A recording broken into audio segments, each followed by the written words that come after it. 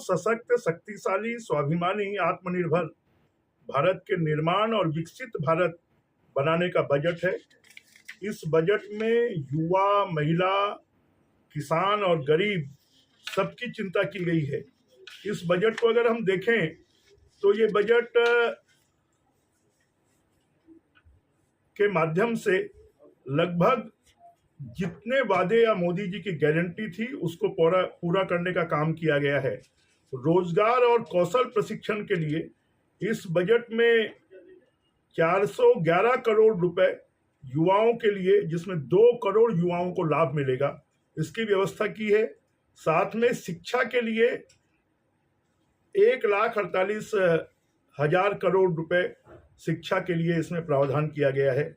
इस बजट में अगर हम देखेंगे तो रोजगार कौशल के प्रशिक्षण के लिए 1 माह के बराबर वेतन जो 15,000 रुपए होगा वो युवाओं को उपलब्ध कराया जाएगा। जो नियोक्ता हैं उन नियोक्ताओं को भी 50 लाख अतिरिक्त रोजगार उपलब्ध करवाने के लिए आर्थिक सहायता उपलब्ध करवाई जाएगी। और महिलाओं और बालिकाओं के लिए 3 लाख करोड़ रुपए की इसमें व्यवस्था की गई है। और शिक्षा ऋण जो है वो 10 लाख रुपए तक दिया जाएगा, जिसमें 3% ब्याज की छूट होगी। और इसी प्रकार से अगर हम देखेंगे तो ग्रामीण विकास के लिए 2,66,000 करोड़ रुपए की व्यवस्था इस बजट में की गई है। और साथ में एमएसएमई की जो ऋण गारंटी योजना है उसमें 100 करोड़ रुपए तक का अगर कोई ऋण लेता है तो उसको आर्थिक सहायता उपलब्ध करवाई जाएगी। और इस प्रकार से हम अगर देखेंगे तो शहरी विकास के लिए भी शहरों के लिए 30 लाख से अधिक और 10 शहरों में मकान बनाए जाएंगे और 1 करोड़ मकानों को शहरी आवास के रूप में और 3 करोड़ आवास ग्रामीण आवास के रूप में उपलब्ध करवाए जाएंगे।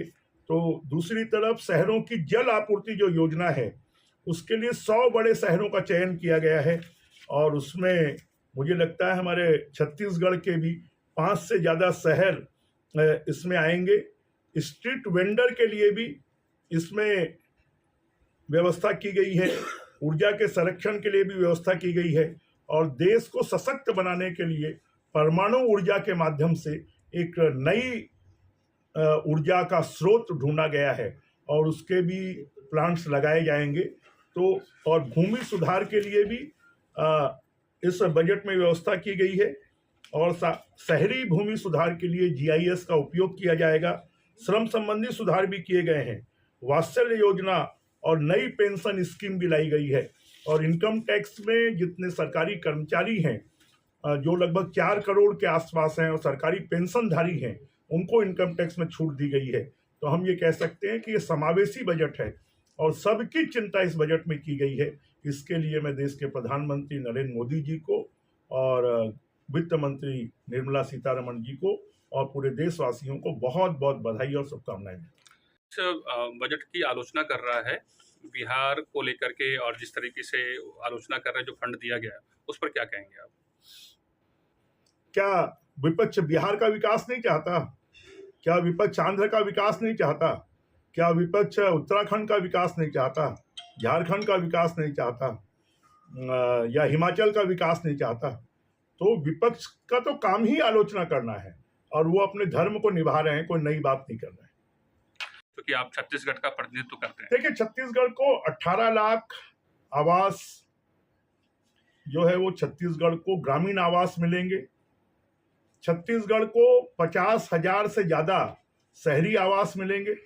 छत्तीसगढ़ की रेल परियोजनाओं को पूरा करने के लिए पैसा मिलेगा। छत्तीसगढ़ के शहरी विकास के लिए पैसा मिलेगा।